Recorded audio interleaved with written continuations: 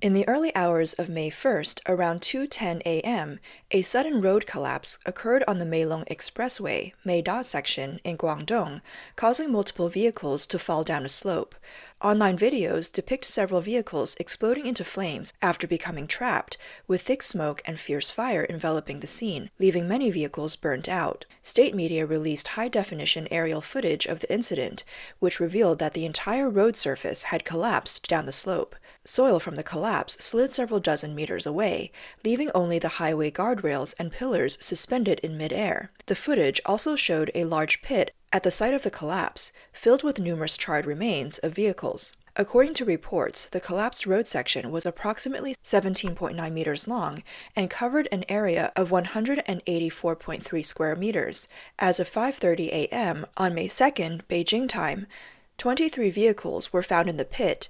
36 people had died, and 30 were injured but not in life-threatening condition.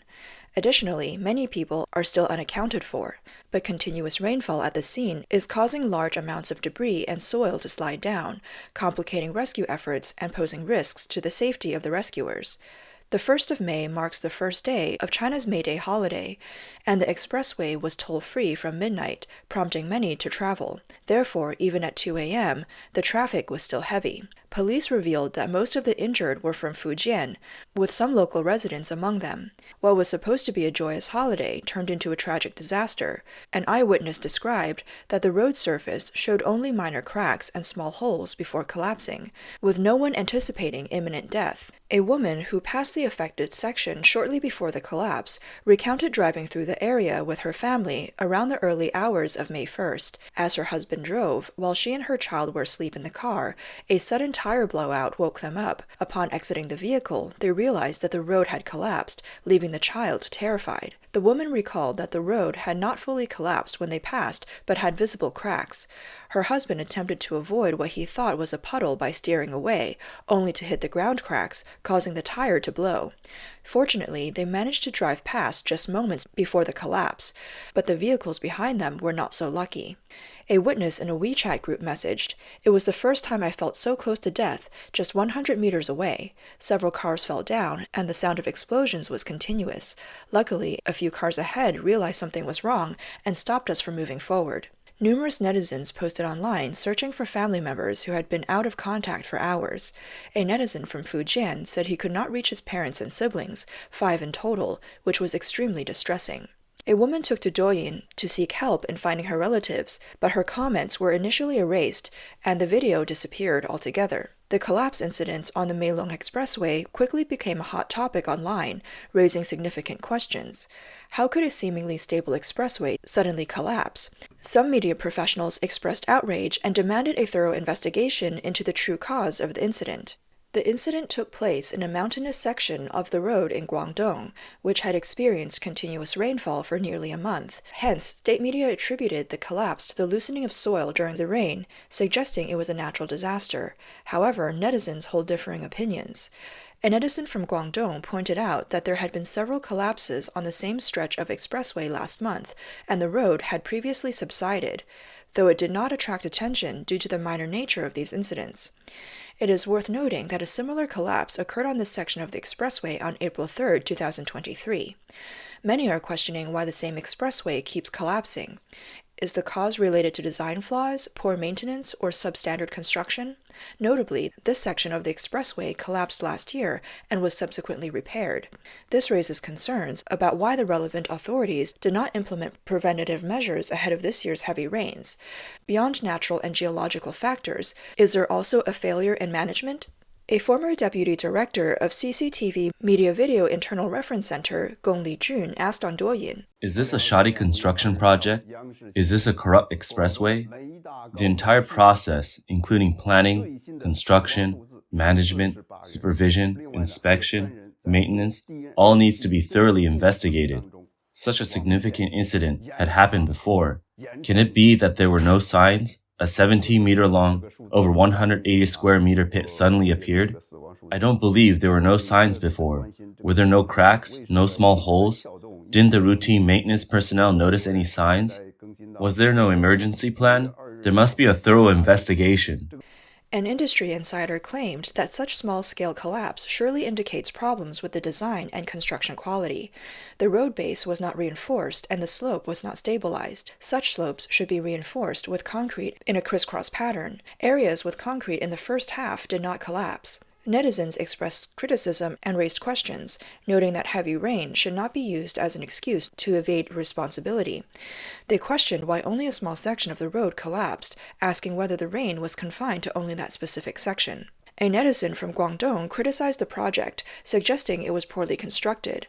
They expressed skepticism about media coverage, predicting that experts would attribute the collapse to continuous heavy rainfall, which they claim caused soil erosion and destabilized the slope. They also noted that during the May-Day holiday travel peak, the increase in vehicle traffic might have exceeded the road base's capacity, yet implying such explanations might not fully address deeper issues of construction quality. The Meilong Expressway connects Meijiang district of Meizhou City with Dabu County in Guangdong Province. Construction started on January 11, 2010, and it was completed and opened on December 31, 2014. The expressway is 61.3 kilometers long with a total investment of approximately 5.6 billion yuan. In China, many highway and railway slope protection projects are considered substandard, and these areas are also the most prone to landslides and debris flow accidents. A thorough review of professional literature categorizes the causes of landslides into two main groups: natural and human factors. Natural factors encompass the characteristics of rock and soil, hydrogeological conditions, and climatic influences like rainfall. On the human side, the causes primarily involve non-standard construction practices, the use of inferior building materials, cutting corners, and compromising safety margins during surveying and design. These problems are widespread across numerous construction projects in China. Additionally, construction companies focus solely on the road and bridge itself, paying little attention to the stability of the surrounding rocks or slopes. Issues such as potential landslides and other geological disasters often lead to design changes and budget overruns. As long as there's no collapses by the time of completion, bribing inspectors can facilitate the approval and payment process, regardless of the actual quality of the work or whether it fulfills its intended lifespan. Following such collapse incidents, the Chinese government often blames natural causes and imposes fines on the relevant companies or responsible individuals. There is no proper investigation of the patterns and reasons behind the incidents. This approach makes it difficult to prevent similar incidents from recurring frequently. In its public statements, the government seldom discusses construction quality issues. This reticence stems from the fact that acknowledging such issues will highlight governmental responsibilities. It would also implicate individuals involved in surveying, design, quality supervision, subcontracting, and project acceptance, along with their connections to influential officials and families. In China, corruption in construction is rampant. Many government officials or related departments exploit their authority for personal gain throughout the entire process of public construction. This includes embezzlement, misappropriation, skimming, withholding project funds, and soliciting or accepting bribes from contractors. He Zhengke, a professor at Peking University Research Center for Chinese Politics and a renowned anti-corruption expert, has conducted statistical analyses of some detailed corruption cases. He notes that corrupt officials can earn over 10% of project investment amounts through corruption in public projects. An industry insider claims that in the construction of Chinese highways, the practice of subcontracting is rampant, and the actual amount of cement used falls far below the required standards. Where 10 bags of cement should be used, contractors may use only 3 to 5 bags, and where 5 truckloads of aggregate are needed, only 2 or 3 might be used, because otherwise there's no profit to be made. This practice has been ongoing for decades. A construction veteran of 30 years commented that not a single construction project in China over the past 20 years has met standards, echoing the saying, "Sooner or later, you have to pay for what you do." Whether the highway collapse incidents are due to design issues or poor construction quality remains a matter of debate, but substandard projects are indeed ubiquitous in China. On April 30th, a netizen posted a video showing several holes in a newly constructed bridge in Neixiang County, Nanyang City, Henan. Local government officials explained that the bridge was not fully completed. The holes were actually reserved expansion joints, temporarily covered with asphalt, which would later be cut out and replaced with expansion plates. However, netizens were not satisfied with this explanation. One from Henan questioned, "If it's not fully completed, why was it accepted and even opened with a ceremony? Does this make sense?" Another netizen commented, This is the first time I've ever heard of expansion joints turning into holes. Can we get a more plausible explanation? With so many corrupt practices, how can there not be holes? This is definitely a shoddy construction project. On April 29th, a sudden downpour at noon caused leaking in the waiting hall of the Changsha-Nan railway station in Hunan. The hall, built in 2016, began leaking just 8 years after construction, clearly indicating substandard work. The Laishi-Rongcheng high-speed railway in Shandong was publicly denounced by the construction party for cutting corners. The complaint alleged that the construction of some sectors of the foundation piles had severe quality issues, mainly because the pile lengths did not meet safety standards. The main contractor was China Construction 8th Engineering Division, a major state-owned enterprise.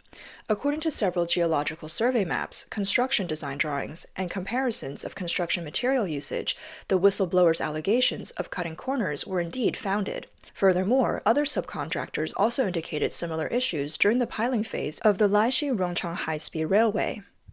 According to design requirements, the foundation piles should reach depths of 14.5 meters or 15.5 meters, but in reality, the piles only reached 10 to 13 meters, significantly below the required standards. This allowed for significant savings on construction materials during the concrete pouring process. Experts in high-speed rail construction stated that if the pile foundation does not meet design standards, it could affect the stability and load capacity of the high-speed rail, leading to serious safety risks in the future. Insufficient length could transfer the load to deeper soil layers, which, if additional tunnels or bridges are added in the future, could easily lead to collapse or subsidence issues, directly endangering train operations and passenger safety. However, the final investigation results of the seemingly straightforward case of cutting corners were astonishing. The investigation reported that, under expert verification, no quality issues were found, and the project met the design requirements. The report stated that the accusation arose from a conflict between the contractor and the construction firm. A few individuals were lightly penalized for inadequate management and irregular subcontracting. This case illustrates that even when the facts are clear, as a major state-owned enterprise, the contractor still has ways to resolve issues in their favor. This is why they can cut corners with impunity, leading to numerous substandard projects. In recent years, in order to maintain rapid economic growth, the Chinese government has continuously increased its investment in infrastructure, even branding itself as an infrastructure maniac.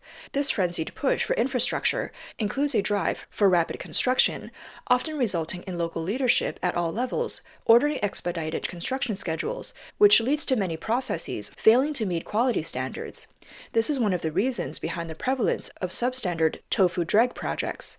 Moreover, the construction of large-scale projects like high-speed railways, expressways, and skyscrapers, while visually enhancing China's roadways and urban areas, have resulted in massive fiscal deficits for both local governments and the central treasury, with soaring local debts. Local debt in China has significantly contributed to the Communist Party's image as an infrastructure fanatic over the past 2 decades, playing a substantial role in local and overall GDP contributions. However, the efficiency of these infrastructure projects is another matter entirely. Videos circulating online show vast networks of elevated bridges in remote mountainous areas, built with taxpayer money. Observations of largely empty high-speed train carriages and deserted expressways suggest that these major projects are underutilized post-construction. Many infrastructure projects do not generate revenue, leading to debts serviced only through local fiscal revenues. Even the interest payments on these debts consume a significant portion of local government revenues, creating a financial black hole that absorbs funds without yielding returns, further straining local finances. Furthermore, much of China's local fiscal revenue depends on land sales. With the bursting of the real estate bubble, local governments have lost a crucial source of income. Data from the first quarter shows that local governments' land fiscal revenue continues to decline. Land transfer income fell by 6.7% year-over-year, with a 23.3% decrease in March alone. As local fiscal revenues decline, government expenditures are increasing. Many of the large-scale projects built during the earlier years of rapid construction have now been completed for a decade or more and have entered the maintenance phase. The maintenance of high-speed railways, expressways, and urban roads represents a significant financial burden. At this time, local governments, which should be responsible for maintaining these infrastructure projects, are heavily indebted, struggling even to ensure civil servant salaries, let alone cover these public expenditures. Therefore, some argue that China's vanity projects are ticking time bombs. with potential reoccurrences of high-speed road collapses, building cracks, sinkholes, and natural gas explosions.